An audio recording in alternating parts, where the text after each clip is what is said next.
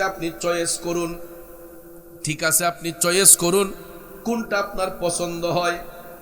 এখন এই গরিব সাহাবী একটা একটা করে পছন্দ করতেছে, গিয়া দে হগুল দুই পিছন একটি সুডু মুডু মাঝারি, এখন বড় কোনটা পিছন থেকে দিকটা হাঁটতে হাঁটতে একবারে সামনে কয় না এটা তুই বড়, দেখা যায় সামনেরটাই সবচাইতে বড়। এখন সেনাপতিরে বলতেছে উট পছন্দ হয়েছে কোনটা, ওই সামনেরটা। সুবহানাল্লাহ কন্যা, অর্থাৎ যেটা সামনে থাকে এটা পছন্দ হইছে। আল্লাহু আকবার বলবেন না? ভাইয়ার আমার, বন্ধুরা আমার, সেনাপতি লজ্জার মধ্যে পড়ে গেছেন। যাই হাই রে, বেটা তো এমন একটা পছন্দ করছে সামনেরটা, ওর সামনেরটা তো ইডলিগা সর্দার, অর্থাৎ উট উট কিন্তু সিরিয়াল ভাঙ্গা হাঁটে না। মরু অঞ্চলে উটের কাফেলা যখন যায়, একটা সামনেরটা যেই দিকে যায় পিছনের গুলা ইডার পিছনে পিছনে যায়। এখন এটা যদি সামন থেকে সরানো হয় তাহলে পিছনের যে উটগুলা ইডি সবটি ইডার পিছনে যাইব। এখন সেনাপতি পড়ছে সমস্যা, কয় হাই রে কি করি এখন? কয়েছে ঠিক আছে উট আপনি নিয়েন, আমি একটু হযরত উসমান রাদিয়াল্লাহু তাআলার বাড়ি তো কাছেই, আসুন আমরা বাড়ির ভিতরে যাই, গিয়া যদি হযরত উসমান আপনাকে বড়টা দিয়ে দেন তাইলে আমার আর কোনো আপত্তি নাই, আমি একজন প্রতিনিধি পাঠাইতেছি, উনি দেখি কি রেজাল্ট নিয়ে আসে। সেনাপতি হযরত উসমান রাদিয়াল্লাহু তাআলা আনহু বরাবর একজন লোক পাঠালেন যে হুজুর আপনি যেই লোকরে পাঠাইলেন এই ভদ্রলোক তো কাফেলার এমন এক উট পছন্দ করছে যেটা সবচাইতে সামনে ছিল, এখন সামনেরটা যদি লাইন থেকে সরানো হয় পিছনের সবগুলা উট তো ইডার পিছনে চলে যাবে। হযরতে উসমান টপ টপ করে চোখের পানি চাইরা কান্দে গো। হযরতে উসমান চোখের পানি ছেড়ে কেঁদে কেঁদে বলতেছে, আরে সেনাপতি তুমি তাড়াতাড়ি যাও, তাড়াতাড়ি যাও, গিয়া তুমি ওই কাফেলার নেতৃত্ব দানকারী সেনাপতিকে বলো ভদ্রলোক যদি সামনের উটটা পছন্দ করে আর এইটা যদি লাইন থেকে সরানোর পরে পিছনের গোলা যদি এটার পিছন দিকে চলে যায়, সেনাপতিরে গিয়া বইলা দিও একটা উটের মালিকানা আর আমার কাছে নাই। আমার মদিনার কামলিওয়ালা নবী বলেছেন যে বেঈমান মুনাফিকরা কবরে গেলে দুই পাশের মাটি তাদেরকে চাপ দেয়, তাদের ডান পাজরের হাড়গুলা বাম পাজরে যায়, বাম পাজরের হাড়গুলা ডান পাজরে যায়। মুরুগের হাড় কামড় দিলে যেরকম মরমর করে ভেঙে যায়, জাহান্নামীদেরকে কবরে রাখলে পরে মাটির চাপে তাদের দেহের হাড়গুলা ভেঙে যায়। আর মুমিন ব্যক্তিদেরকে কবরে রাখার পরে এদের কবরটা নূরের মহল হয়ে যায়। মাটি চাপ দিব দূরের কথা, স্পর্শ করবে না, বরঞ্চ মুমিনদের কবরটা আলোকিত হয়ে যায়, নূরের মহল হয়ে যায়। তাহলে বলুন আমরা ইমানদার হয়ে মরতে চাই কি চাই না? জোরে বলেন চাই কি চাই না?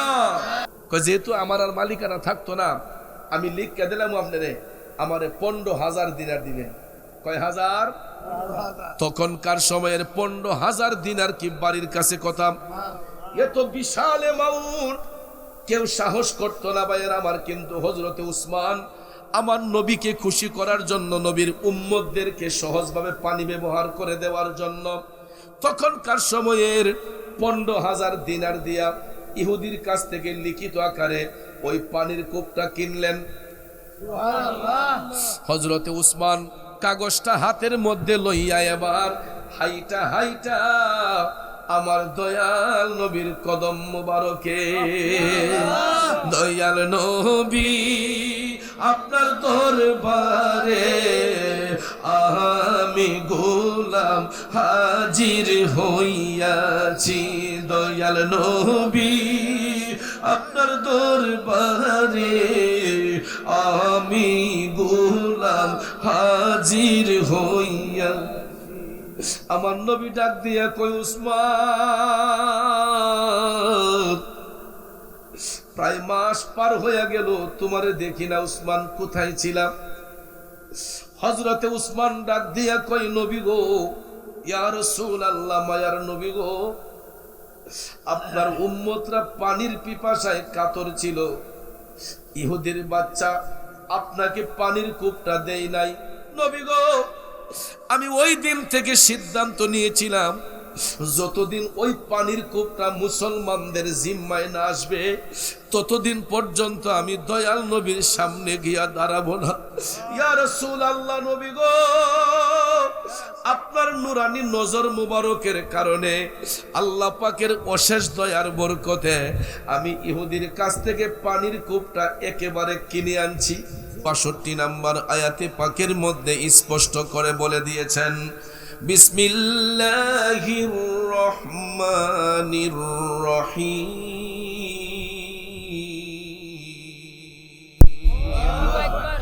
الذين ينفقون أموالهم في سبيل الله ثم لا يتبعون।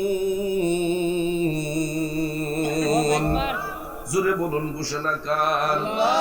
আল্লাহ রাব্বুল আলামিন বলতেছেন, যারা আল্লাহর পথে নিজেদের ধন সম্পদ খরচ করে, যারা আল্লাহর পথে নিজেদের ধন সম্পদ ব্যয় করেন এবং ওই সম্পদ ব্যয় করার পরে তার মধ্যে কোনো অহংকার আসে না, তার মধ্যে কোনো অনুগ্রহ প্রকাশ করে না, ওই ব্যক্তিগুলো যারা মানুষকে কষ্ট দেয় না, যারা মানুষকে দান করার পরে, সম্পদ ব্যয় করার পরে যারা মানুষকে কষ্ট দেয় না, আল্লাহ রাব্বুল আলামিন বলতেছেন ওই সমস্ত ব্যক্তিদের জন্য আল্লাহ পাকের নিকট উত্তম পুরস্কার রয়েছে।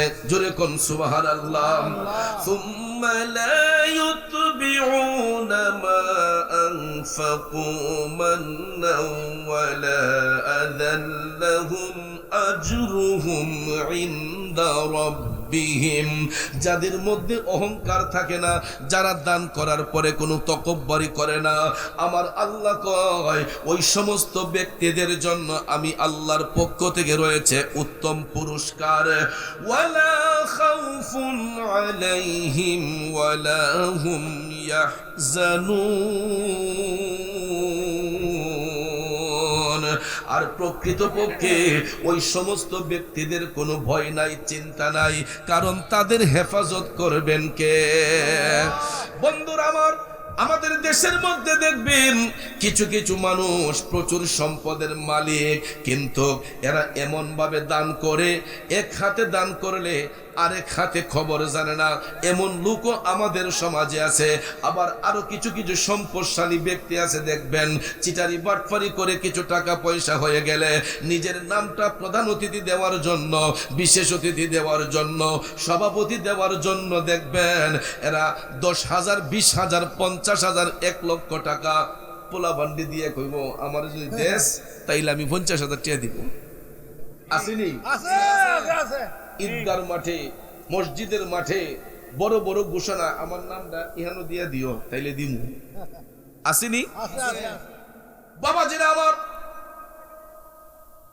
এই আয়াতে পাকের তাফসীর করতে যাইয়া জগৎ বিখ্যাত তাফসীর রুহুল বয়ান প্রমাণ করেছে 3 শ্রেণীর লোক কখনো আল্লাহর কাছে দামি হবে না। কয় শ্রেণীর? 3 শ্রেণীর ব্যক্তি কখনো আমার আল্লাহর কাছে দামি হবে না। এরই মধ্যে 1 শ্রেণীর লোক হলো যারা সম্পদ ব্যয় করার পরে, আল্লাহর পথে খরচ করার পরে তারা তকব্বরি দেখায়, অহংকারী দেখায়, মানুষকে কষ্ট দেয়, নিজেকে জাহির করার জন্য যারা হাত প্রসারিত করে, ওই সমস্ত ব্যক্তিগুলা জান্নাত পাবে দূরের কথা, জান্নাতের সুগন্ধ পর্যন্ত পাবে না। কথা বলেন ঠিক কিনা? কারণ বাজান, এখন আমার আপনার হয়তো কোটি টাকা থাকতে পারে, আগামী কালকে আমি আপনি রাস্তার ভিখারিও হয়ে যেতে পারি, ঠিক না বেঠে? কারণ পরের জায়গা, পরের জমি, ঘর বানায়া আমি রই, আমি তো সেই ঘরের মালিক নই। পরের জায়গা, পরের জমি, ঘর বানায়া আমি রই, আমি তো সেই ঘরের মালিক নই, ঠিক কিনা বলে? আরে সেই ঘরখানা যার জমিদারি, আমি পাই না তা তাহার হুকুম জারি, পাই না জমিদারের দেখা, পাই না জমিদারের দেখা, মনের দুঃখ কারে কই, আমি তো সেই ঘরের মালিক নই। কথা বলেন ঠিক না বেঠিক? আমার বাবাজিরা, সম্পদ নিয়ে কেন বাহাদুরি করব, অহংকারী করব? খোদাই না করুক এই মুহূর্তে যদি আমি চৌধুরীর মরণটা এখানে হয়ে যায়, আমার যেই জায়গা সম্পদ হবিগঞ্জে যেই আমার বাড়ি গাড়ি আছে, আপনারা বলুন এইগুলা কিছু কি আমার কাজে আসবে? যদি খোদাই না করুক আমি মরে যাই, আপনারাও তো বলবেন হুজুরের লাশটা তাড়াতাড়ি বাড়িতে পাঠাইতে হবে। তখন আর আমাকে মুফতি সাহেব বলবেন না, পীর সাহেব বলবেন না। দেহের মধ্যে যতক্ষণ প্রাণ থাকে আমার আপনার পরিচয় হলো চেয়ারম্যান সাহেব, মেম্বার সাহেব, এমপি সাহেব, মন্ত্রী সাহেব, মুফতি সাহেব, মুহাদ্দিস সাহেব, ঠিক কিনা কম? কিন্তু দুইটা চোখ বন্ধ হওয়ার সাথে সাথে, দেহ থেকে প্রাণ পাখিটা বের হওয়ার সাথে সাথে আমার আপনার নাম হইয়া যায় লাশ। কথা বলে? টাকার জায়গায় টাকা পড়ে থাকে, সম্পদের জায়গায় সম্পদ পড়ে থাকবে। ও বন্ধু, যাদের জন্য বাড়ি করলাম, যাদের জন্য গাড়ি করলাম, যাদের জন্য সম্পদ কামাইলাম, আমি যদি এখন মারা যাই, আপনারা হয়তো এতটুক করবেন, হবিগঞ্জে আমার বাসায় টেলিফোন দিয়া বলবেন চৌধুরী সাহেবের লাশটা এসে একটু রিসিভ করে যান। আপনারা আমার দুঃখে একটু কানবেন, আমার স্বজন স্ত্রী পুত্ররা কান্নাকাটি করবে। কিন্তু বাজান, ওই লাশটা যদি আমার বাড়িতে নেওয়া হয়, আমার লাশটা কিন্তু আমার বেডরুমের ভিতরে আর ঢুকানো হবে না। দামি দামি খাট পালঙ্গের মধ্যে আমার আপনার বডি তখন আর রাখা হবে না।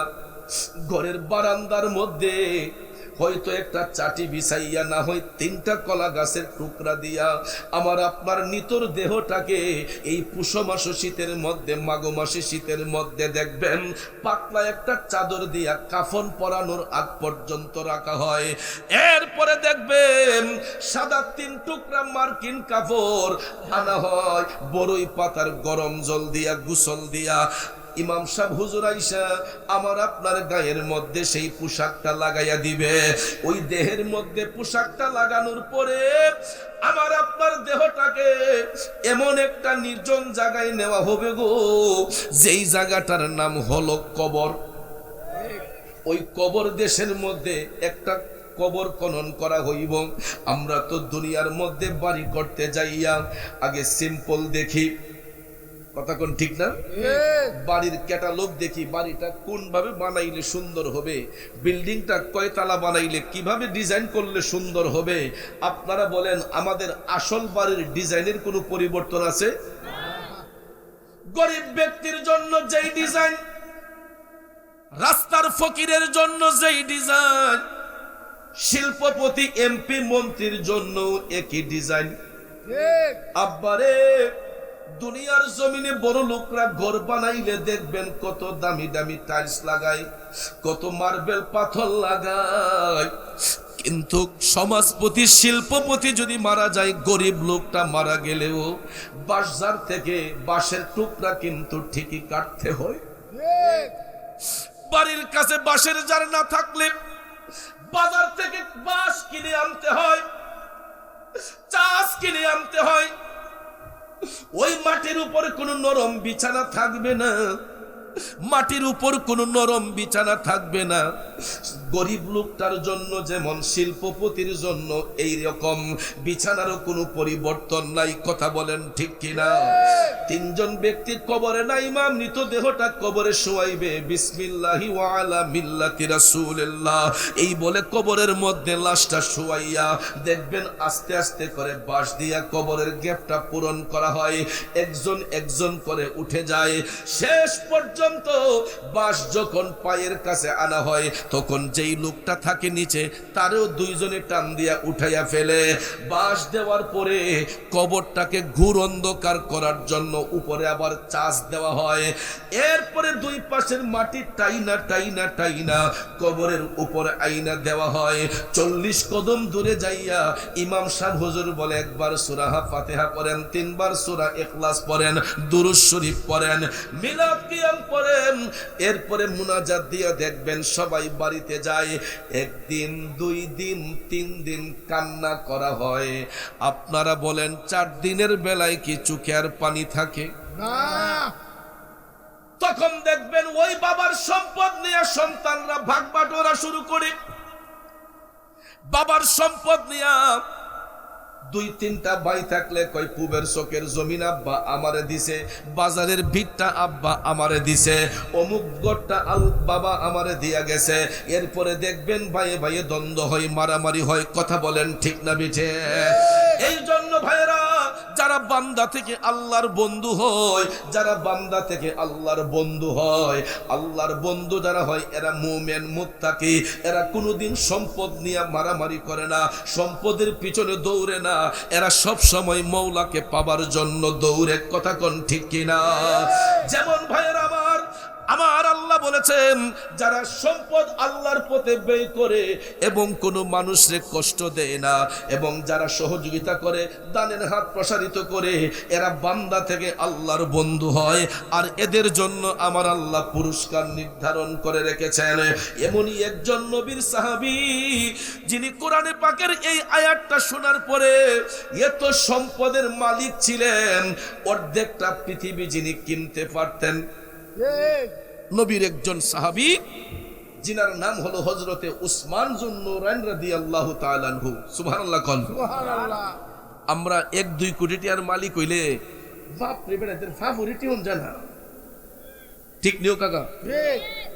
1-2 কোটি টাকার মালিক হইলে এত লাগে না। মোটামুটি বছরের খোরাকটা গড়ে থাকলে দেখবেন মানুষের যে ফাফুর।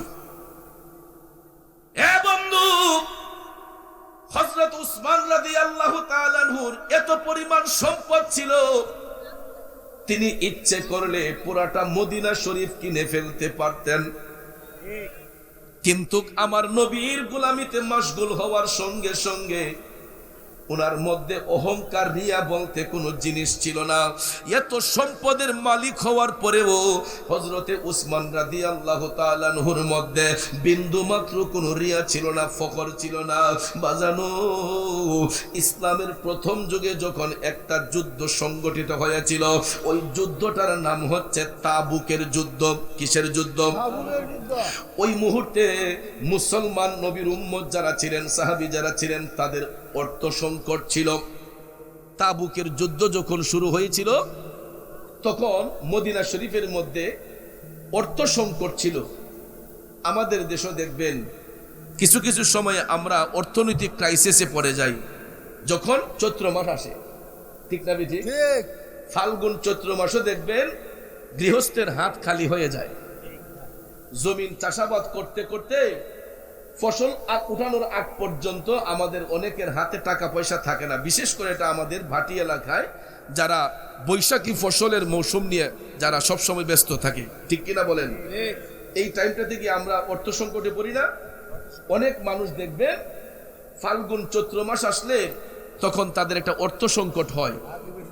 তো আরব দেশের মধ্যেও যখন গ্রীষ্মকাল আসতো তখন তাদের একটা অর্থ সংকট পড়তো। বাবাজিরা আমার, তাবুকের যুদ্ধ যখন সংগঠিত হবে, সাহাবায়ে কেরাম অর্থ শূন্য। আমার মদিনার কামলিওয়ালা নবী চিন্তা করলেন, এই যুদ্ধে যদি মুসলমানদের পক্ষে বিজয় না আসে, আমার উম্মতরা ধ্বংসের দিকে চলে যাবে, লজ্জিত হয়ে যাবে। হঠাৎ করে দয়াল নবী সমস্ত সাহাবায়ে কেরামকে একত্রিত করলেন। একত্রিত করার পরে দয়াল নবী আমার সাহাবায়ে কেরামের উদ্দেশ্যে ভাষণ দিয়ে বলতেছেন, আজকের এই ময়দানে তোমরা যে যত বেশি খরচ করবা, হাসরের ময়দানে আল্লাহ রাব্বুল আলামিন এই পরিমাণ পুরস্কার তোমাদেরকে দান করবে। রাসূল বললেন যে আজকের এই দিনে তোমরা যে যত বেশি খরচ করবা, এই যুদ্ধে যে যত বেশি খরচ করবা, হাসরের ময়দানে আল্লাহ তাআলা তোমাদেরকে এর চাইতে দ্বিগুণ পুরস্কার প্রদান করবে। নবীজির কথা শুনলে সাহাবায়ে কেরামের কি আর হুঁশ থাকে? বলল কে জীবন দিয়ে দেব যদি নবী তুমি চাও, কলিজা টুকরা করে দেব যদি নবী তুমি চাও। ও গোয়ারি জি আমার এই অধমের একবার দেখা দাও, হাবিবি ইয়া রাসূলুল্লাহ, হাবিবি ইয়া হাবিবাল্লাহ, হাবিবি ইয়া রাসূলুল্লাহ, হাবিবি ইয়া। কষ্ট হচ্ছে আমার বাবাজিরাম, চিৎকার মেরে বলুন না ইয়া রাসূলুল্লাহ। ঠান্ডা হলো আইসই না, ওহনি হেরাবে হয়ে গেছে। আপনার কি বাঁকা হয়ে গেছে? এখনো তো ঠান্ডা পুরোপুরি আসে নাই, তাইলে এত দুর্বল হয়ে আওয়াজ দিলে এটা কেমনে হয়? চিল্লায়া বলুন তো ইয়া রাসূলুল্লাহ। পিছনের বাইরা এক সমানে বলুন ইয়া রাসূলুল্লাহ। বলো কে জীবন দিয়ে দেব যদি নবী তুমি চাও, কলিজা টুকরা করে দেব যদি নবী তুমি চাও। ও গোয়ারি জি আমার এই অধমের একবার দেখা দাও, হাবিবি ইয়া রাসূলুল্লাহ, হাবিবি ইয়া হাবিবাল্লাহ, হাবিবি ইয়া রাসূলুল্লাহ, হাবিবি ইয়া হাবিবাল্লাহ। একটা জবানও বন্ধ রাখবেন না, চিৎকার মেরে বলি ইয়া রাসূলুল্লাহ। জগতের বন্ধুরা রে, ও মুরব্বি বাবাজিরা গো, আমার মা বোনরা বাড়িতে বসে যারা শুনছেন, আল্লাহর হাবিব যখন এই ঘোষণা করলেন সাহাবায়ে কেরাম পাগল পারা হয়ে গেলেন, তারা কি দিবেন কি না। ওই মুহূর্তে তাদের অর্থ সংকট থাকার পরেও আমার নবীর সাহাবাগণ যার যার অবস্থান থেকে কেউ একটা উট, কেউ দুইটা উট, কেউ তিনটা উট, এই রকম ভাবে যার ঘরে যা আছে সব কিছু আইনা তাবুকের মাঠের এক পাশে জমা করলেন। সুবহানাল্লাহ কোন সুবহানাল্লাহ। এই সংবাদ যখন হযরতে উসমান রাদিয়াল্লাহু তাআলা আনহু শুনলেন, ভাইরা আমার, বন্ধুরা আমার, হযরতে উসমান তাবুকের যুদ্ধে খরচ করার জন্য তিনি তখনকার সময়ের 1000 স্বর্ণ মুদ্রা, তখনকার সময়ে 1000 স্বর্ণ মুদ্রা, 940টা উট, 940টা উট, 60টি তেজি ঘোড়া, যুদ্ধের ময়দানে মোকাবেলার জন্য 60টা তেজি ঘোড়া, 940টা উট, 1000 স্বর্ণ মুদ্রা হযরতে উসমান এই তাবুকের ময়দানে এক মাঠের পাশে তিনি আইনা হাজির করলেন। দেখা যায় সমস্ত সাহাবায়ে কেরাম মিলে যা দিলেন, হযরতে উসমান একাই এর চাইতে দ্বিগুণ। ভাইয়েরা আমার, বন্ধুরা আমার, আমার রাসূল আহ্বান করার সঙ্গে সঙ্গে সাহাবায়ে কেরাম কিছুই রাখেন না, যার যার অবস্থান থেকে সবাই আইনা হাজির করলেন। এমন সময় ভাইয়ের আমার, বন্ধুরা আমার, হযরতে উসমান রাদিয়াল্লাহু তাআলা আনহু 940টা উট, 60টি ঘোড়া, 1000 স্বর্ণ মুদ্রা নগদ তিনি প্রদান করলেন। আল্লাহর হাবিব যখন এতগুলা উট দেখলেন, রাসূল ডাক দিয়া কয়, সাহাবারা রে, ও আমার সাহাবারা, এতগুলা উট কে আইনা হাজির করলো, এইগুলা কার?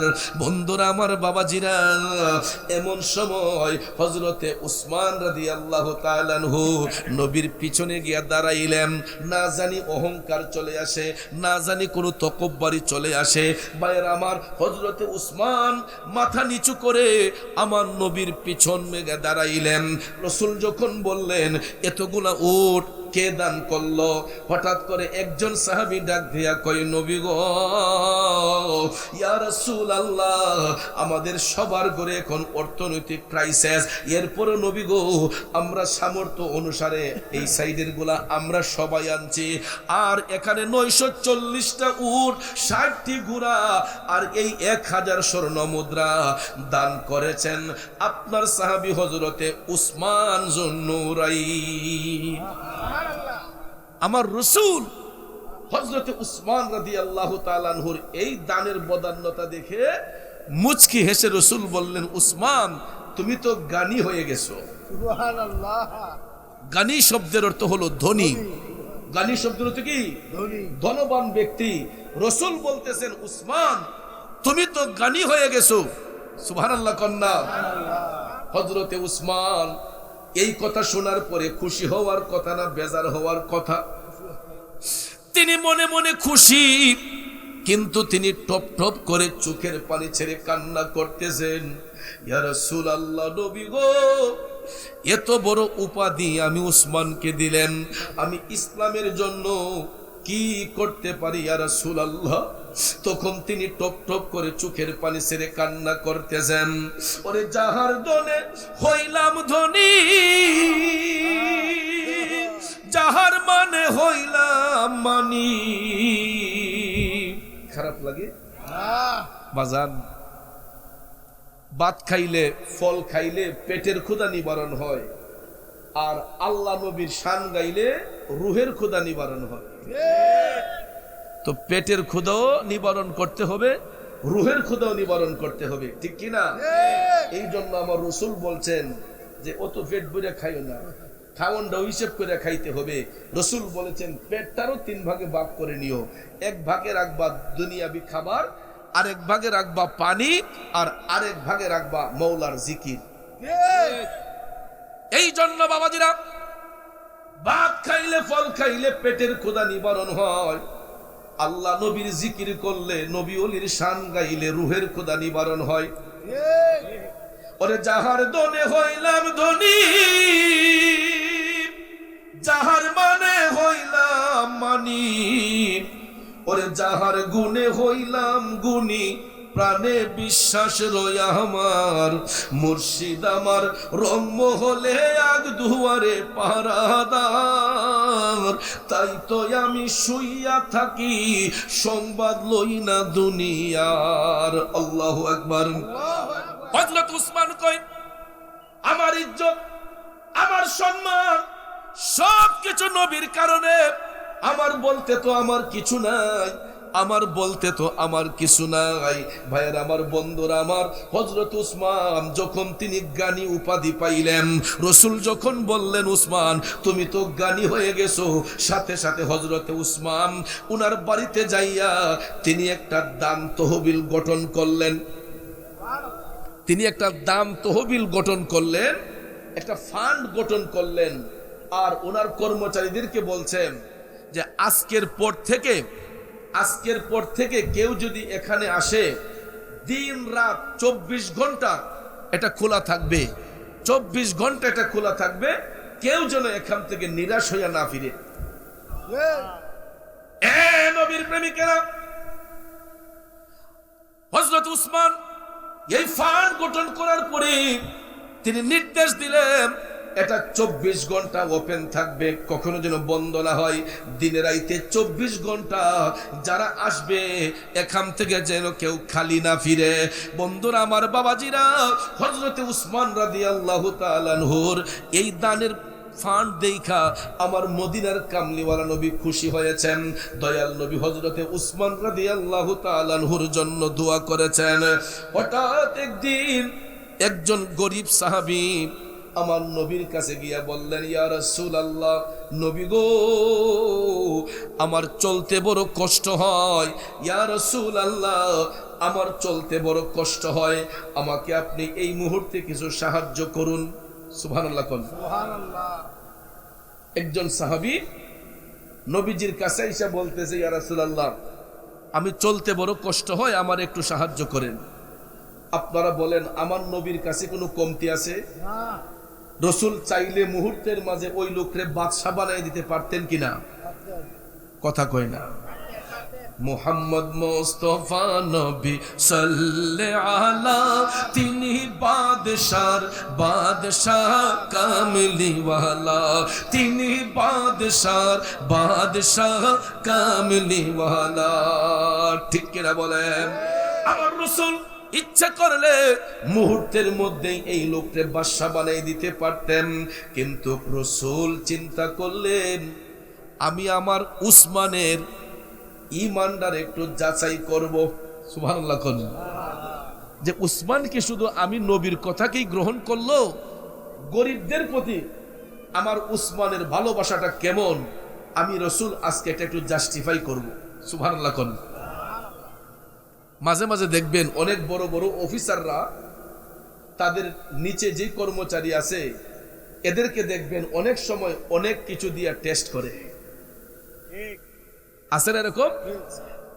বাবাজিরা আমার মদিনার কামলিওয়ালা নবী হযরতে উসমান রাদিয়াল্লাহু তাআলা আনহুকে যাচাই করার জন্য যে গরিবদের প্রতি আমার উসমানের উদারতাটা কেমন আজকে একটু যাচাই করব। রাসূল সঙ্গে সঙ্গে ওই গরিব সাহাবীকে বললেন, উম্মত এটা দেখেই সে আর কিছু বলে নাই, হাইটা চলে আসছে হযরত উসমান রাদিয়াল্লাহু তাআলা আনহুর বাড়ি থেকে নবীজির কাছে আসলো। আল্লাহর হাবিব বললেন, কি ব্যাপার, তুমি কি আমার উসমানের কাছে কিছু পাও নাই? ডাক দিয়ে বলতেছে, নবী গো, আপনার উসমান তো খুবই কৃপণ। নাউজুবিল্লাহ।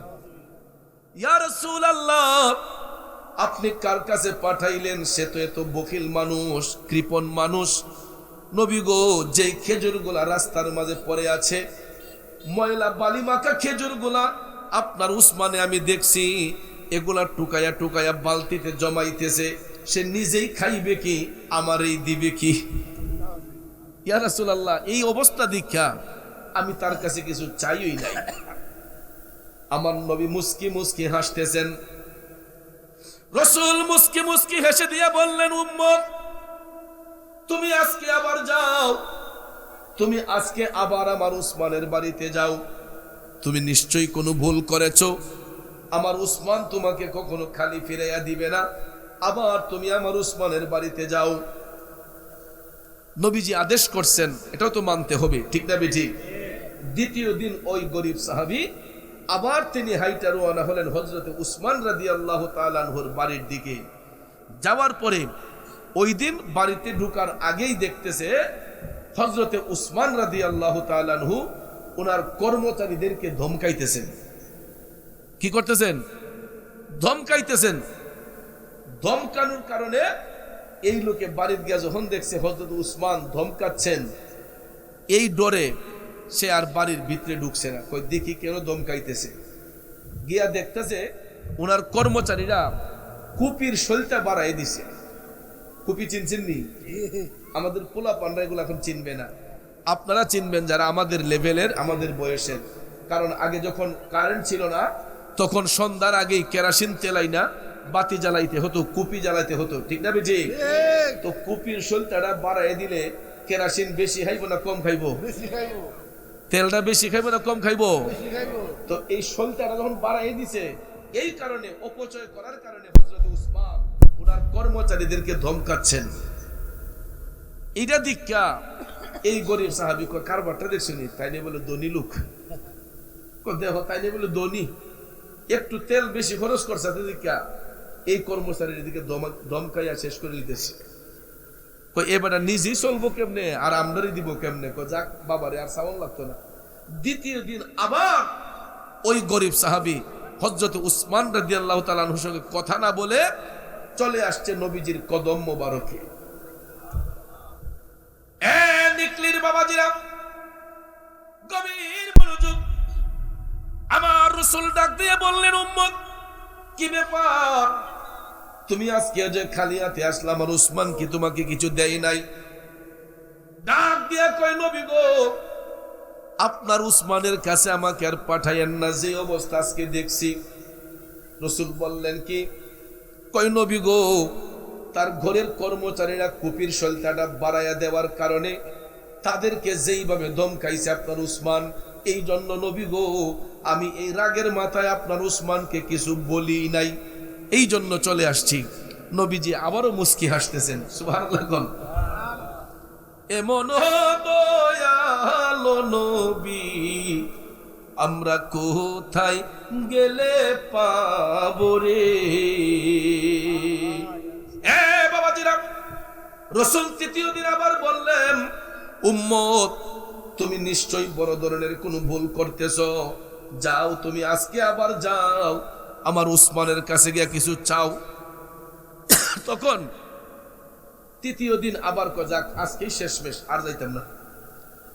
তৃতীয় দিন যখন নবী পাঠাইলেন, তৃতীয় দিন ওই লোক আবার গেছে গিয়া উসমান রাদিয়াল্লাহু তাআলা আনহুর বাড়ির কাছে গিয়ে দেখতেছে উনি তুলা জালে জাল দিয়া ঘুরছে, জালের ছিদ্র দিয়া তুলাগুলা উঠতেছে। হযরত উসমান এই তুলাডিরে জমাইতেছেন, কর্মচারীদেরকে নিয়ে তুলাডিরে জমাইতেছেন। এই লোকে দেখছো কারবারটা, তুলা একটা পাতলা জিনিস, এটা উঠতেছে, ইটারও কাব্যয়া জমাইতেছে, তাই না বলে দানশীল।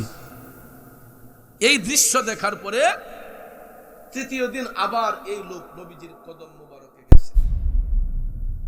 আমার রাসূল ডাক দিয়ে বললেন, কি ব্যাপার উম্মত, তুমি আজকেও খালি হাতে আসলা? কই নবী গো, আমি আজকে যে অবস্থা দেখলাম, এই অবস্থা দেখা আপনার উসমান যে দানশীল এটা আমি একবারে হারিয়ে ফেলছি। নবী গো, পাতলা তুলা জালের ছিদ্র দিয়ে উড়ে যাচ্ছে, আপনার উসমান এই তুলাগুলা জমাইতেছে তার কর্মচারীদেরকে নিয়ে, সে নিজেই চলবে কেমনে, আমারে দিবে কেমনে? আমার রাসূল বললেন, আচ্ছা বলো তো, তুমি যে 3 দিন গেলা, এই 3 দিনের ভিতরে আমার উসমানের সাথে কোনো একদিন কি তোমার কথা হয়েছে? কই ইয়া রাসূলুল্লাহ, আমি তো কথা বলি নাই, এই অবস্থা দেখতে আমি চলে আসছি, আপনার উসমানের সাথে আমি কথা বলি নাই ইয়া রাসূলুল্লাহ। আমার রাসূল তখন বললেন, তুমি বড় ধরনের ভুল করেছো, বিয়াদবি করেছো। হে উম্মত, তুমি আমার উসমান সম্পর্কে বুঝবা কি, জানবা কি? তুমি তো এখনো আমার উসমানকে সালামি প্রদান করো নাই, তুমি তো আমার উসমানকে এখনো সালাম বিনিময় করো নাই, আমার উসমান সম্পর্কে তোমার ধারণা হইব কেমনে? সুবহানাল্লাহ কোন। রাসূল বললেন, তুমি তো এখনো সালামি বিনিময় করো নাই।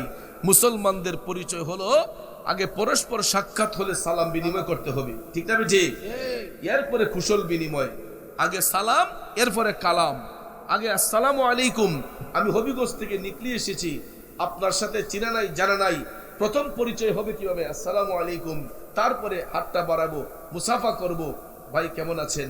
ওই ভদ্রলোক বলবে আপনার বাড়ি কোথায়, আমি বলবো হবিগঞ্জে। ভাই আপনার বাড়ি? উনি হয়তো বলবে আমি নিকলিরি। তখন ভাইয়ার আমার, আপনি কি করেন না করেন, এই আস্তে আস্তে হাল বৃত্তান্ত সব কিছু জানা যায়। যখন আমি কথাই বললাম না, তাইলে আমার বাড়ি কই, রাজশাহী না বগুড়া না সিলেট হবিগঞ্জে, এটা জানবো কিভাবে, ঠিক না ঠিক? আমার রাসূল বললেন, আপনি যান, এবার যাইয়া আমার উসমানকে সালাম দেন। সালাম দেওয়ার পরে বলবেন, আমাকে দয়াল নবী আপনার কাছে পাঠাইছেন। চতুর্থ দিন ওই গরিব সাহাবী আবার নবীজির কথা মোতাবেক হাইটা হাইটা হাইটা হযরতে উসমান রাদিয়াল্লাহু তাআলা আনহুর বাড়ির সামনে আসতেই হযরতে উসমান রাদিয়াল্লাহু তাআলা আনহুকে তালাশ করলো। করার সঙ্গে সঙ্গে হযরতে উসমান হুজরা শরীফের দরজা খুলে বের হলেন। নবীর সাহাবী হযরতে উসমান রাদিয়াল্লাহু তাআলা আনহু দরজা খোলার সাথে সাথেই সালাম দিলেন, আসসালামু আলাইকুম ওয়া রাহমাতুল্লাহ। ভদ্রলোক অবাক, সালাম দিতাম আমি, দিয়ে দিছে আগে উনি। হযরতে উসমান সালাম দেওয়াতে সম্মান কমছে না বাড়ছে? বাড়ছে না কমছে? সালাম দেওয়ার পরে ওই ভদ্রলোক সালামের জবাব দিয়ে তিনি বললেন যে হুজুর, আমি তো আরো 3 দিন আপনার বাড়িতে আসছি। উসমান বললেন, আপনি যে আরো 3 দিন আসছেন, আমি তো আপনাকে দেখেছি, আমি তো আপনাকে খুঁজতেছি, আপনি 3 দিন আমার বাড়িতে আসছেন, কিন্তু আমি যখন আপনাকে তাল্লাশ করতে যাই, গিয়ে দেখি আপনি আমার সীমানার ভিতরেই নাই। এবার বলুন আপনি কোথা থেকে আসছেন? সাহাবী বলতেছে, আমি দয়াল নবীর কদম মোবারক থেকে আপনার কাছে এসেছি। এ বন্ধু, সাহাবী যখন বললেন হযরত উসমানকে যে হুজুর আমি দয়াল নবীর কদম মোবারক থেকে এসেছি, দয়াল নবী আমার পাঠাইছেন, হযরতে উসমান টপ টপ করে চোখের পানি ছাইরা তিনি কান্না শুরু করে দিয়া তাড়াতাড়ি করে ওই গরিব সাহাবীকে উনি ভিতরে নিয়ে গেলেন, শান শৌকতে বসাইলেন যাতে করে উনার কষ্ট না হয়। হযরতে উসমান বলতেছেন, দয়াল নবী আপনারে পাঠাইছেন, আমি কি দিয়ে আপনারে খুশি করতে পারি? ওই গরিব সাহাবী কই, আমি চলতে বড় কষ্ট হয়, আমাকে কিছু দান করেন। রাসূল বলেছেন আপনার কাছে আসলে নাকি কোনো কমতি হবে না, আপনি নাকি আমাকে দান করবেন। হযরত উসমান চিন্তা করলেন কি করা যায় রে, দয়াল নবী পাঠাইছে, তারে কেমনে আমি সাহায্য করি। তখন এই গবেষণা করতে করতে হযরত উসমান চোখ খুলে দেখতেছেন একটা সরু রেখার মতো দেখা যায় বিশাল বড় একটা উটের কাফেলা, বিশাল বড় একটা উটের কাফেলা বাণিজ্য শেষ করে উসমানের বাড়ির দিকে আসতেছে। অনেকক্ষণ দৃষ্টিপাত করে উসমান দেখলেন উনার উটগুলোই আসতেছে। তখন সিওরিটির জন্য ওই গরিব সাহাবীকে বললেন, এই যে উটগুলা একটা সরু রেখা দেখা যায়, আপনি কি দেখতেছেন? হুজুর এটা তো সরু রেখা না, একটা উটের কাফেলা আসতেছে। হযরত উসমান বললেন, আপনি কি শিওর? বলতেছে, হ্যাঁ হুজুর, একটা বড় উটের কাফেলা আসতেছে। হযরত উসমান বললেন, আমি একটা লিখিত কাগজ দিচ্ছি, আমি একটা লিখিত কাগজ দিচ্ছি, ওই উটের কাফেলার যিনি নেতৃত্ব দিচ্ছেন ওই সেনাপতি বরাবর আপনি গিয়া কাগজটা দিবেন, আর ওই কাফেলার মধ্যে সবচেয়ে বড় উট যেটা, এই উটটা আপনাকে দিতে বলবেন। এরপরে ওই গরিব সাহাবী তখনও বুঝতে পারে নাই, ভাবছে যে উসমান মনে হয় বাউতাবাজি কইরা তারে বাইর থেকে হেদাইতেছে, যে বেটা খেজুর টুকাইছে লেমের শৈলটা বাড়াই দেওয়ানের কর্মচারী দমকাইছে, এরপরে দা তুলা উইরা গেছে এটিতে জমাইছে, এই লোকে আমার উঠ দে লাইব, এটা অকল্পনীয়, সে বিশ্বাস করতে পারে না। কিন্তু আবার ভাবছে যে একটা দলিল যেহেতু আছে, যদি উসমানে উঠ না দেয় তাইলে তো উনার লেখা দলিলটা এটা নিয়ে নবীজির কাছে দিতে পারবো, ঠিক না বেঠিক? ভাইয়েরা আমার, হযরত উসমান সেনাপতি বরাবর সালাম দিয়ে বললেন, এক ভদ্রলোককে আমি পাঠাচ্ছি, কাফেলার সবচেয়ে বড় উট উনাকে আপনি প্রদান করবেন। আরো জোরে কন্যা সুবহানাল্লাহ। বন্ধুরে, হযরতে উসমান রাদিয়াল্লাহু তাআলা আনহু চিঠিটা দেওয়ার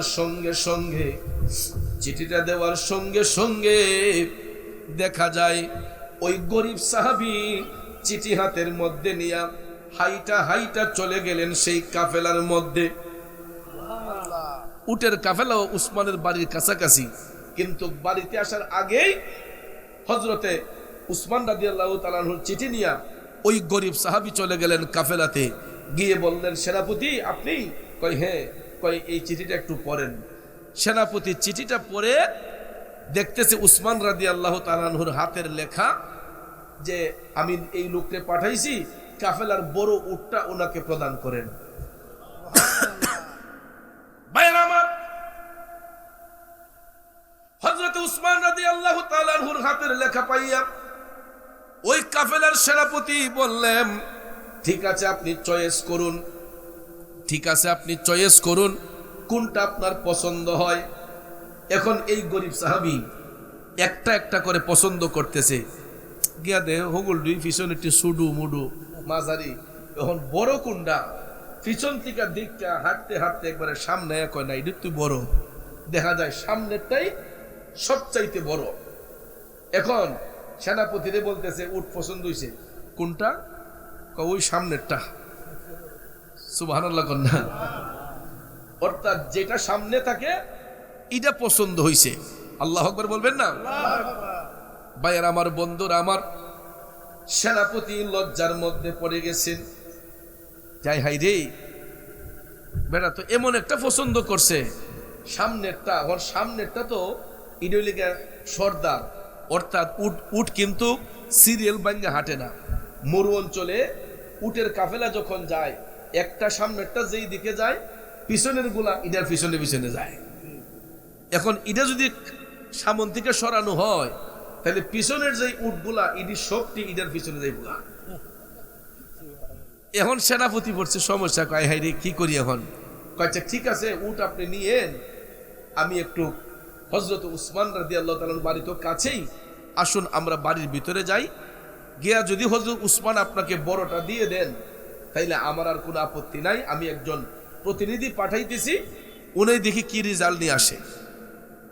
সেনাপতি হযরত উসমান রাদিয়াল্লাহু তাআলা আনহু বরাবর একজন লোক পাঠালেন যে হুজুর, আপনি যেই লোকরে পাঠাইলেন এই ভদ্রলোক তো কাফেলার এমন এক উট পছন্দ করছে যেটা সবচাইতে সামনে ছিল। এখন সামনেরটা যদি লাইন থেকে সরানো হয়, পিছনের সবগুলা উট তো ইনার পিছনে চলে যাবে। হযরতে উসমান টপ টপ করে চোখের পানি চাইরা কান্দে গো। হযরতে উসমান চোখের পানি ছেড়ে কেঁদে কেঁদে বলতেছে, রে সেনাপতি, তুমি তাড়াতাড়ি যাও, তাড়াতাড়ি যাও, গিয়া তুমি ওই কাফেলার নেতৃত্ব দানকারী সেনাপতিকে বলো, ভদ্রলোক যদি সামনের উটটা পছন্দ করে আর এইটা যদি লাইন থেকে সরানোর পরে পিছনের গোলা যদি এটার পিছন দিকে চলে যায়, সেনাপতিরে গিয়া বইলা দিও একটা উটের মালিকানা আর আমার কাছে নাই। যাও যাও, ওই কাফেলার যতগুলা উট আছে সবগুলা উট ওই সাহাবীকে দান করা হোক, আমার নবীর মহব্বতে এই কাফেলার সমস্ত উট ওনার মালিকানায় দেওয়া হোক।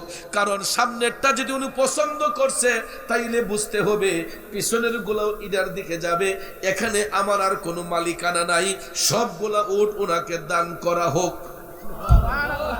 এমন দানশীল কয়জন আছে? ও পৃথিবী গুইরা একজন পাওয়া যাইবনি। আপনারা বলেন, আমরা তো মুখ দিয়া সব দিলাই। পিসাব ধরলে দেখবেন পিসাব দেখো, বাবা আমি তো জান জীবন সব দিলাইছি আপনাদের। এরপরও দেখবেন পিসাব ওজন আইলে হাদিয়াটা দিতে গিয়া বহর মনে কত দিতাম রে, হ্যাঁ, নজরানা দিতেও অনেকে হিসাব করে, আবার খালি পায়া লইতো, খালি পায়া লইতো। ওরে মুর্শিদের হাতে বন্ধু,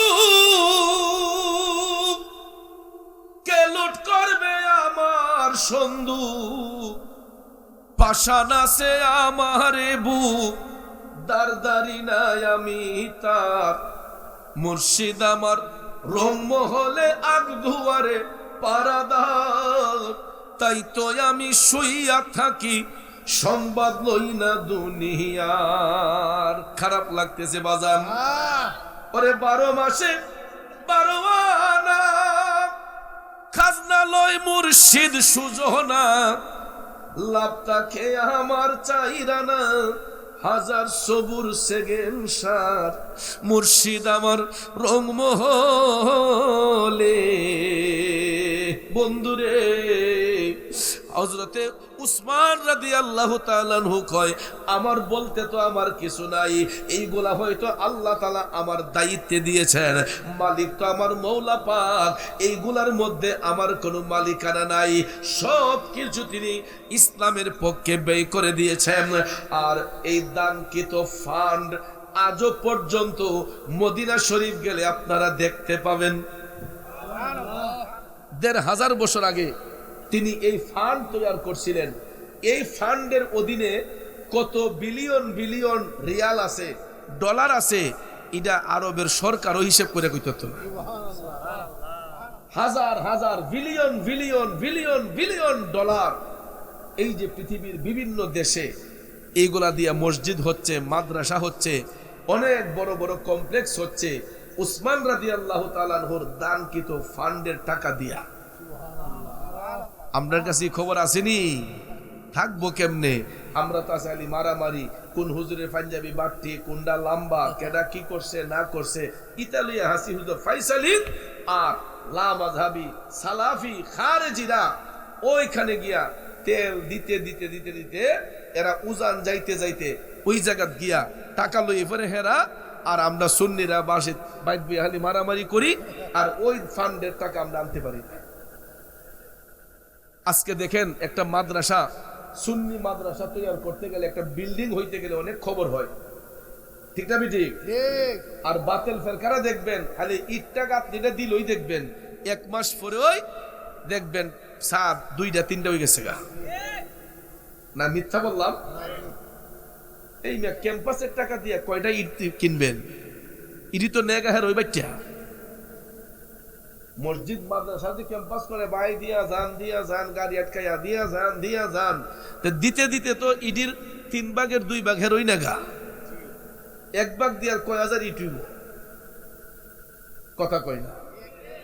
আসেনি মিয়া? এটাও তো এক ধরনের ব্ল্যাকমেইল। মসজিদের দোহাই দিয়া, মাদ্রাসার দোহাই দিয়া বাই দিয়া যান বাসের মাঝে উঠতে কতলা রিসিট নিয়ে দেখবেন আরো কতলা সিটের বাটফার আছে, আসেনি? খোঁজ করলে দেখা যায় ইডে তারা নিজে দান্দা করে। কিন্তু ভাইয়ের আমার, এটা সত্য। ঈদ গাঁথনি দিল, টাকা আইসা পড়ে, ওদের ফান্ডে টাকা আছে, ওই ফান্ড থেকে টাকাগুলা দ্রুত গতিতে আসে, কাজ করে ইডি দিয়া, আর ইডি দিয়া মজা মারে। মানুষের জিজ্ঞাসা যে না এটা আপনারাই দিচ্ছেন, আল্লাহ রাস্তে করে লিছি। কথা কোন ঠিক না বেটি? এই জন্য বাজান আমার, আল হাক্কু মুররুন, সত্য কথা তিতা লাগে বাবা, কিন্তু সত্যটারে গ্রহণ করবেন। আল হাক্কু মুররুন, সত্য কথা তিতা, কিন্তু সত্যটারে ভালোবাসবেন, সত্যের পক্ষে থাকবেন। কারণ ইসলাম কায়েম হওয়ার পর থেকে এ যাবৎ পর্যন্ত যতটা জিহাদ হয়েছে, যুদ্ধ হয়েছে, প্রত্যেকটা যুদ্ধে মুমিনের সংখ্যা কম ছিল, মুনাফিকের সংখ্যা বেশি ছিল। তাকান কারবালার ময়দানে নবীর পক্ষে, আহলে বায়াতের পক্ষে মাত্র 72 জন, আর এজিদের সংখ্যা ছিল 22,000। কই 72, কই 22,000? আব্বাজি, জয় কি ইমাম হুসাইনের হয়েছে না এজিদের হয়েছে? ইমাম হুসাইন রাদিয়াল্লাহু তাআলা আনহুর জয় হয়েছে, কথা বলেন ঠিক কিনা?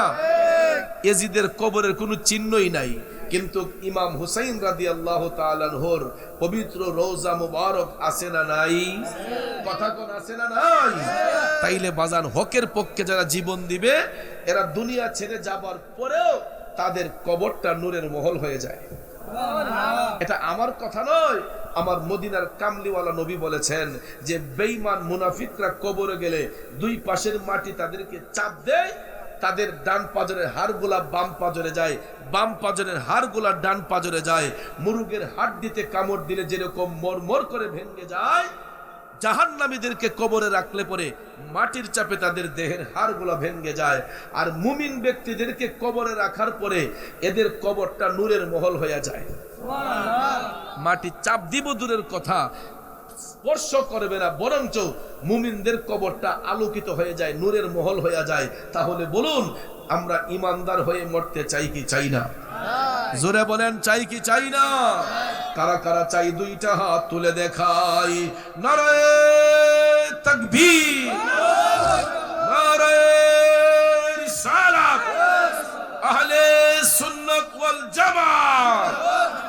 ইমানের পথে অবিচল থেকে আমার মরণ যেন হয়, ইমানের পথে অবিচল থেকে আমার মরণ যেন হয়। কষ্ট হচ্ছে আমার বাবাজিরা, বন্ধু, আমি যেই কথাটা বলতে চেয়েছিলাম, হযরতে উসমান রাদিয়াল্লাহু তাআলা আনহু আমার নবীর প্রেমে মাতোয়ারা হইয়া গরিবদের প্রতি ওনার এরকম উদারতা ছিল। আব্বারে শুধু তাই নয়, মদিনাবাসীরা যখন গরিব ছিলেন, অর্থ সংকটে ছিলেন, মুসলমান সাহাবী যারা, তাদের চলতে কষ্ট হতো, কারণ আরব দেশে পানির বড় ক্রাইসিস, ঠিক না বেঠিক? তো মদিনা শরীফ থেকে প্রায় 5.5 কিলোমিটার দূরে, 5.5 কিলোমিটার দূরে হযরত উসমান রাদিয়াল্লাহু তাআলা আনহুর একটা পানির কূপ ছিল। এটার নাম এখন বর্তমানে বীরে উসমান। নাম কি? আগে এই কূপের পারে যাওয়া হতো, যাওয়া যেত, কিন্তু এখন যাওয়া যায় না। কেন? এটা মদিনা শরীফ থেকে 5.5 কিলোমিটার দূরে। হাজী সাহেবরা গেলেও এখানে গিয়ে ভিড় করেন, যেই কারণে এখন গেট লক করা হয়েছে। কিন্তু আপনাদের দোয়ায় আমি বহুবার গিয়েছি। 2017 সাল থেকে আল্লাহ পাক আমাকে নেওয়াইতেছে, আমি কয়েকবার গিয়েছি। আলহামদুলিল্লাহ কোন এটা দেখে আসছি। এটার ইতিহাস কি জানেন? হযরতে উসমান রাদিয়াল্লাহু তাআলা আনহু কখন এটা আনলেন? এটা কিন্তু মুসলমানদের জিম্মায় ছিল না, এক ইহুদির জিম্মায় ছিল। ওই পানির কূপটা এক ইহুদির জিম্মায় ছিল। তো ইহুদি কি করত? সে এই পানির কূপ দিয়ে ব্যবসা করত।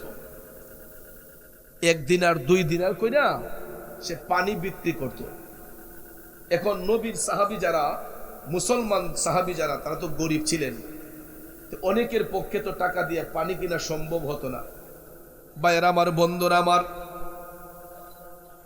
সমস্ত সাহাবায়ে কেরাম একত্রিত হইয়া তারা নবীজির কদম মোবারকে গিয়া বললেন, নবী গো, ইয়া রাসূলুল্লাহ, ইহুদির কাছ থেকে প্রতিদিন টাকা দিয়ে পানি কিনে আনতে আমাদের বড় কষ্ট হয়ে যায়। ইয়া রাসূলুল্লাহ, নবী গো, যদি ওই পানির কূপটা আমাদের জিম্মায় আসতো, আমরা খুব আনন্দে পানি পান করতে পারতাম। কারণ ওই পানির কূপ ছাড়া তখন পানি পান করার অন্য কোনো ব্যবস্থা ছিল না। ওরে উম্মতের কষ্ট নবী সইতে পারে না, যে জন হবে আপনা সেই তো মদিনা। নবীর উম্মতেরা যখন চোখের পানি ছেড়ে দিয়া আমার নবীর কাছে যখন বলল, নবী গো, ওই কূপটা যদি আমরা আনতে পারতাম আমাদের জিম্মায়, তাইলে পানি পান করতে কোনো অসুবিধা হইতো না। রাসূল বললেন, লা তাহজান, চিন্তার কোনো কারণ নাই। এই বলিয়া আমার মদিনার কামলিওয়ালা নবী বললেন, তোমরা একটু অপেক্ষা করো, আমি দেখতেছি। রাসূল চিন্তা করলেন, কূপটা যেহেতু ইহুদির জিম্মায়, তার কাছ থেকে তো জোর করে আনা যাবে না, ঠিক না ঠিক? মালিকানা যেহেতু তার অধীনে। আমার নবীর শিক্ষা কেমন?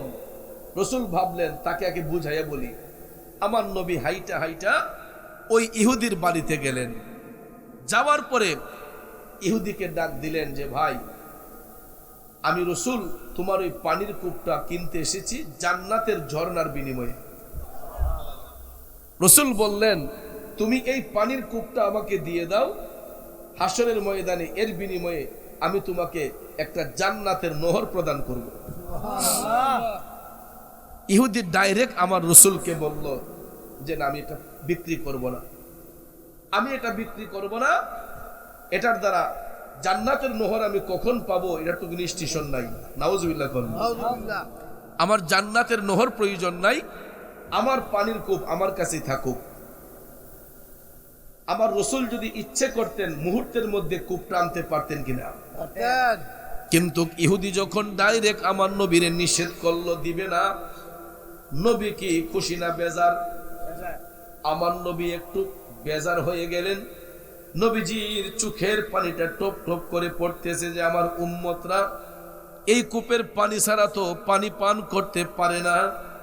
আমার নবী চোখের পানি মুবারকটা যখন পড়ল, একজন সাহাবী দেখে ফেললেন দয়াল নবীর চোখের পানি। ওই সাহাবী যায়া হযরতে উসমান রাদিয়াল্লাহু তাআলা আনহুরে জানাইলেন, উসমান, ইহুদি তো দয়াল নবীর অপমান করছে। হযরত উসমান কয়, কেমনে? কয়, ওই পানির ঝর্ণাটা দয়াল নবী জান্নাতের ঝর্ণার বিনিময়ে তার কাছে আবদার করেছেন, নবীর উম্মতরা যাতে আরাম করে পানি পান করে, এই জন্য ওই ইহুদি দয়াল নবীরে তার পানির ঝর্ণা দেয় নাই। হযরতে উসমান এটা শোনার সঙ্গে সঙ্গে তিনি টপ টপ করে চোখের পানি ছাইরা কান্দেন। কান্দা কান্দা বলতেছেন, কি হবে টাকা দিয়া, কি হবে সম্পদ দিয়া? আমার নবীর অপমান যদি হয়, আমি উসমান এই সম্পদ দিয়া কি করব? আমার নবীর নামের যদি কলঙ্ক হয়, আমি উসমানের এই সম্পদ দিয়া কি হবে? উসমান টপ টপ করে চোখের পানি ছাইরা কান্দে। আর তিনি প্রতিজ্ঞাবদ্ধ হইলেন যে যতক্ষণ ওই পানির কূপ আমি নবীর কদমে হাজির না করব, ততদিন পর্যন্ত আমি দয়াল নবীর কদম মোবারকে যাব না। আমার নবীর কষ্টে হযরতে উসমানের বুক ফেটে যাচ্ছে বাজানো। হযরতে উসমান হাইটা হাইটা ওই ইহুদির বাড়ির মধ্যে গেলেন। ইহুদির বাড়ির মধ্যে যাইয়া উসমান ইহুদিরে ডাক দিলেন। ইহুদি অবাক হয়ে গেছে হযরতে উসমানকে দেখে, যে উসমান আপনি এত বড় ব্যবসায়ী আমার বাড়িতে? উসমান বললেন, ভাই আমি একটা প্রস্তাব নিয়ে আসছি। ইহুদি বলল, কি প্রস্তাব? উসমান বললেন যে আমি তোমার ওই পানির কূপটা কিনতে এসেছি, বিনিময়ে তুমি কি চাও? সুবহানাল্লাহ কোন। আমি তোমার এই পানির কূপটা কিনতে এসেছি, বিনিময়ে তুমি কি চাও? বাবাজিরা আমার, ইহুদি ডাক দিয়ে কয়, উসমান একটু আগে তোমাদের নবী এসেছিলেন, ওনাকে আমি দেই নাই, তোমারে দেব কেমনে? আমার টাকা পয়সা লাগবে না, এটা বিক্রি করে আমি পানি বিক্রি করে আমি চলি, আমার সংসার চালাই, কিছু টাকা পয়সা ইনকাম করি। উসমান দারের নীতি না।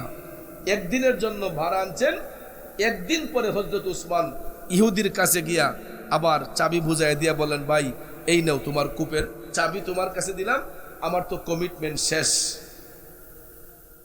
এখন ভাইয়ের আমার, উসমান ভাবতেছেন তোরে এমনি দিতাম না, হেমনে দিব। তখন চাবি যখন বুঝাইয়া দিলেন, এবারে তো ভাবছে যে আজকের থেকে তো আমি পানি বেচমু। ইহুদি গিয়া যখন পানির কূপে তালা খুললা গিয়া যখন বসছে, তখন সারাদিন যাইতেছে গা, 1 লাখ কাস্টমারও নেই। কাস্টমার থাকবো বেড়াইতে করে পানি 1 সপ্তাহ রিজার্ভ, 1 সপ্তাহ কি আর আইব পানি নিত? 1 দিন 2 দিন 3 দিন গেল, ইহুদির কাছে কোনো কাস্টমার নাই। কয় হাই রে, উসমানে কিতা করলো রে, হযরত উসমানে কি করলো রে, এগুলা কাস্টমারই দেয় না। যদি আরেকটা দিনের জন্য উসমান এসে ভাড়া নিত, তাহলে তো কড়াটা রুজি করলাম হইলে। 1 সপ্তাহ পরে সাহাবায়ে কেরাম আবার যখন পানি সংকটে পড়লেন,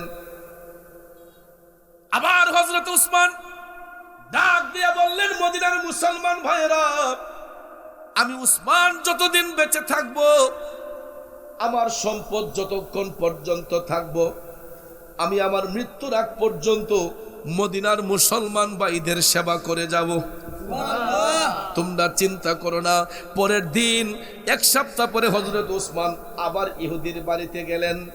প্রথম দিন যাইয়া ইহুদির ডাক্কা বার করন লাগছে। দ্বিতীয় সপ্তাহে যখন গেছেন, ইহুদি দইরা ঘর থেকে বাইরিছে। উসমান নাকি আসলাম তো কি কয়, কূপটা নিলাম হইলে বাড়া। কত? ইহুদি কয়, আচ্ছা বেশি কয়ে লাভ নাই, আগে যা দিচ্ছেন তা ওই দেন। দিলেন আরো 1500 দিনার। আর 1 সপ্তাহের জন্য সাহাবায়ে কেরাম পানি নিয়ে রিজার্ভ করছে। এইরকম ভাবে 3 সপ্তাহে 3 দিন, 3 সপ্তাহে 3 দিন যখন হযরত উসমান 4500 দিনার দিয়া 3 দিন ভাড়া করলেন, এরা 45 দিন পানি নিয়ে রিজার্ভ করছে। এবার 1 সপ্তাহ, তৃতীয় সপ্তাহে পরে 4র্থ সপ্তাহে যখন আবার হযরত উসমান গেলেন, ইহুদি ডাক দিয়া কয়, উসমান আমি আর এমনি ভাড়া দিতাম না। কে রে? কয় আমি চাইতেছি একবারে বেচে দিতে। আরো জোরে কন্যা। এ মুমিন মুসলমান ভাইরা, এটার দ্বারা শিক্ষা হলো, ইসলাম জোরাজুরি পছন্দ করে না, মারামারি পছন্দ করে না। ইসলাম হচ্ছে শান্তির ধর্ম, ইসলাম মানবতার ধর্ম। ইসলাম কখনো বিধর্মীদেরকে আঘাত করে না, ঠিক না বেঠিক? ইসলাম মারামারির নাম নয়, কাটাকাটির নাম নয়। হযরত উসমান ইচ্ছে করলে তাদের পিটাইতে পারতেন কিনা? তখনকার সময় যদি কয়েকটা টিহা দিয়া কইতেন, যাও রে এক্সারসাইজ করে দাও, থাক লইলে দুলার মতো পাউডারের মতো গেলে গইলে। কিন্তু ভাইয়ের আমার, মুমিন মুসলমান যারা, নবীর উম্মত যারা মুমিন, তারা কখনো অন্যায় অত্যাচারে লিপ্ত নয়। এটা নবীর শিক্ষা নয়, কথা কোন ঠিক না বেঠিক? এবার 4র্থ সপ্তাহে ইহুদি ডাক দিয়া কয়, উসমান আমি এমনি আর ভাড়া দেব না, আমি চাইতেছি একবার এটা বিক্রি করে দেব। তখন বলে আচ্ছা কৌ কত? কয় যেহেতু আমার আর মালিকানা থাকতো না, আমি লিখকে দিলাম আপনারে, আমারে 15,000 দিনার দিবেন। কয় হাজার? তখনকার সময়ের 15,000 দিনার কি বাড়ির কাছে কথা?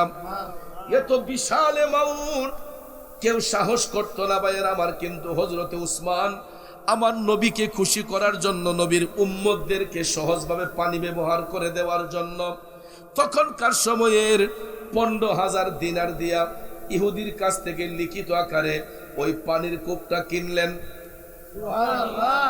হযরতে উসমান কাগজটা হাতের মধ্যে লইয়া এবার হাইটা হাইটা আমার দয়াল নবীর কদম মুবারকে, দয়াল নবী আপনার দরবারে আমি গোলাম হাজির হইয়াছি। দয়াল নবী আপনার দরবারে আমি গোলাম হাজির হইয়া। আমার নবী ডাক দিয়া কই, উসমান প্রায় মাস পার হইয়া গেল তোমারে দেখি না, উসমান কোথায় ছিলাম? হযরতে উসমান ডাক দিয়া কই, নবী গো, ইয়া রাসূলুল্লাহ, মায়ার নবী গো, আপনার উম্মতরা পানির পিপাসায় কাতর ছিল, ইহুদির বাচ্চা আপনাকে পানির কূপটা দেই নাই। নবী গো, আমি ওই দিন থেকে সিদ্ধান্ত নিয়েছিলাম যতদিন ওই পানির কূপটা মুসলমানদের জিম্মায় না আসবে ততদিন পর্যন্ত আমি দয়াল নবীর সামনে গিয়া দাঁড়াবো না। ইয়া রাসূলুল্লাহ, নবী গো, আপনার নুরানি নজর মুবারকের কারণে, আল্লাহ পাকের অশেষ দয়ার বরকতে আমি ইহুদির কাছ থেকে পানির কূপটা একেবারে কিনে আনছি। ইয়া রাসূলুল্লাহ, এই যে তার প্রমাণ। দলিল যখন দেখাইয়া দিলেন, আমার নবী খুশি না বেজার? রাসূল খুশি হইলেন। হযরতে উসমান তখন ডাক দিয়া কয়, নবী গো, ইয়া রাসূলুল্লাহ, আমি যদিও আমার অর্থায়নে এটা কিনছি, আমি যদিও আমার টাকা দিয়া কিনছি, কিন্তু নবী গো, আমি এটার মধ্যে আমার মালিকানা রাখতে চাই না। কারণ আমার মুসলমান ভাইয়েরা যদি কোনোদিন মনে করে যে এটা আমি মালিক, তারা হয়তো সংকোচ বোধ করবে। এই জন্য নবী গো, আমি যদিও আমার টাকা দিয়ে কিনছি, এটার মালিকানা আমি আমার কাছে রাখতে চাই না। আমি আমার মদিনাবাসী সমস্ত মুসলমান ভাইদের নামে এটা ওয়াকফ কইরা দিলাম। ইয়া রাসূলুল্লাহ, এটা আমি ওয়াকফ করে দিলাম আমার সমস্ত মুসলমান ভাইদের জিম্মায়, আমি এটা আমার নিদাবি করে ওয়াকফ করে দিলাম। তখনকার সময়ের 15,000 দিনার দিয়া হযরতে উসমান যেই দানের বদান্যতা দেখিয়েছেন, আল্লাহ রাসূল বলেছেন, উসমান তুমি তোমার আখিরাতের রাস্তা একেবারে পরিষ্কার করে ফেলছো। আখিরাতের পথে আর তোমার কোনো বাধা নাই, এই রাস্তা তুমি একেবারে পরিষ্কার করছো। কিসের বিনিময়ে? একমাত্র দানের বিনিময়ে। আর আমরা দান করতে গেলে, শুক্রবারে মসজিদে গেলেও সিরা ফারা টেহা লিয়ে যে ভোট, আদলা টেহা লিয়ে যে ভোট, ঠিক না বেটি? এরপরে দান করতে গেলে আগে দেখি কোন টেহাটা নরম, আহা এটা সারানো দিব আল্লাহর রাস্তায়। যে যেই রকম ভাবে দান করবে, আলহামদুলিল্লাহ, জি আলহামদুলিল্লাহ। আজকে আসেনি বিরিয়ানি? অবশ্যই অবশ্যই। আজকে কি তাবারুক আছে? আলহামদুলিল্লাহ কন, আরো জোরে কন আলহামদুলিল্লাহ। বাবাজিরা আমার, তাহলে আমি তো ভাবছি কইলে আমার যে ফাটাগুলো আজকে পাবলিক তো বুয়ার কথা না, কারণ আজকে 5 দিন ধরে আব্বা কথা কইতে পারি না, গলার মধ্যে প্রচন্ড ব্যথা, ঠান্ডা, সর্দি, কাশ। আমার আম্মা আজকেও ফোন দেয়, ফুল মাহফিল কমিটির রিকোয়েস্ট করে কইও যে আমার আম্মা না করছে, আপনারা আমার রাগ করতেন না যে না গেলে নিসারে। আমি কই আম্মা, আমি তো ওয়াদা করছি যে যত কঠিন বেমারও হোক, দুনিয়াতে যদি বাচ্চা থাকবো, যদি আমি হসপিটালও থাকি, এরপরে কইছে আমার এনে মাহফিল হাজির করে মানুষে দেখলে যাতে আমার প্রতি মায়াটা হয়। আর না দীক্ষা যদি কেউ অসুস্থ, আমরা দেশের মানুষের ইমান এখন এত দুর্বল যে টেলিফোন যদি কেউ অসুস্থ কয় যে হুজুর গেলে বাটফারি করে। আছে কিছু কিছু লোকে এরকম চিটারি বাটফারি কইরা টাকা বেশি ভাইয়া অন্যদিকে মাহফিল দিয়া মাহফিলের দিন ইতানে আমি তো হাসপাতালে বাবা, পরে খবর নিয়ে দেখা যায় তা আছে মাহফিল। এরকম বহু বক্তা আছে। কিন্তু বাজান আসলে আমি আজকে শারীরিক দিক দিয়ে 5 দিন ধরে খুব বেশি অসুস্থ, মাহফিলে কথা বলতে খুব কষ্ট হয়। তারপর আজকে আপনাগুলি দেখা আপনারা যে নীরব বসছেন, একদম মনোযোগী হইয়া বসছেন, এই জন্য আমার গলা দিয়ে কিছু আওয়াজ আইতেছে। কষ্ট হয়েছে আপনাদের? তো বাজান এটাই নিয়ম, শরীরের কন্ডিশন সবসময় ভালো থাকে না, মাঝে মাঝে সর্দি কাশি রোগ বেমার আল্লাহ তাআলা অনেকেরই দেয়। এটা একটা নিয়ামত, কথা কোন ঠিক না? কারণ অসুস্থতা না হলে সুস্থতার নিয়ামত বোঝা যায় না। আর সুস্থ মানুষরা এরা সুস্থতার নিয়ামত পাইলে অনেক সময় আল্লাহরে ভুইলা যায় না, ঠিক না? কিন্তু অসুস্থ হইলে দেখবেন আল্লাহ গো আল্লাহ আল্লাহ ফানা দেও, আল্লাহ ফানা দেও। অসুস্থ হইলে অন্তত আল্লাহরে ডাকে, কথা কোন ঠিক না বেঠিক? তো আপনাদের দোয়ায় যেন আল্লাহ শেফা দান করে, সবাই করে আমিন। তো যেই কথাটা বলতে চেয়েছিলাম বাজান, হযরত উসমান এত সম্পদের মালিক হওয়ার পরেও বিন্দু মাত্র রিয়া অহংকার ফখর ওনার মধ্যে ছিল না। আর আমরা কিছু করতে গেলে দেখা যায় হিসাব করি, ফিস মারি। তো বাজান রে, এই টাকা পয়সা সম্পদ কিছুই কবরে যাবে না। আজকে এখানে যারা বসছেন, মা হারাইয়া বাপ হারাইয়া স্বজন হারাইয়া, আমারও মনে হয় যে আমার মতো বাবা হারা এতিম এখানে অনেকেই আছেন না? একটু দেখান তো বাবা নাই কার কার, হাতটা তুলেন। বাবা নাই কার কার, কার কার বাবা নাই? আল্লাহু আকবার, হাত নামান। বাজান মা নাই কার কারো, মা নাই কার কার, হাতটা নামান। এবার বাজান সমাজের মধ্যে 3 কিসিমের এতিম আছে, শুনুন। 3 কিসিমের এতিম এই সমাজের মধ্যে আছে রে বাজান। 1 কিসিমের এতিম হইল যার মা আছে বাবা নাই, আর 1 কিসিমের এতিম হইল যার বাবা আছে মা নাই। আরেক কিসিমের এতিম হইল যার ঘরে মাও নাই বাবাও নাই। এই সর্বহারা এতিম গুলা কারা এই জান্নাতের বাগানে? একটু হাতটা তুইলা দেখাইবেন নি কার কার মাও নাই বাবাও নাই, মাও নাই বাবাও নাই, হাতটা নামান। বাবাকে তোমরা জানিও কাবা, মদিনা জানিও মাকে, বাঁচিয়া যদি গো থাকে হো তোমরা করিও ভাই বন্ধুগণ মাতা পিতার খেদমত, করিও নবী উম্মত, করিও নবীর উম্মত। যুবক বন্ধুরা, একটু চোখ বন্ধ করে গুরুস্থানের মধ্যে তাকাও রে। ওই গুরুস্থানের মধ্যে যারা শুয়ে আছেন, এরা একদিন আমাদের সঙ্গে উঠা বসা করেছেন, চলাফেরা করেছেন, হাট বাজার করছেন নিও। আজকে আমাদেরকে ছেড়ে এরা অন্ধকার কবরে, যার ঘরে বাবা নাই মা নাই, চোখ বন্ধ করে একটু বাবার কবরের মধ্যে তাকাও, মার কবরে তাকাও। যেই মা এই মাঘ মাস শীতের মধ্যে, পুষ মাস শীতের মধ্যে গরম ভাতটা রাইন্দা ছেলের পাতে দিছে, আমার ছেলে ঠান্ডা খাবে না, চোখটা বন্ধ করে একটু বাবার কবরের দিকে তাকাও।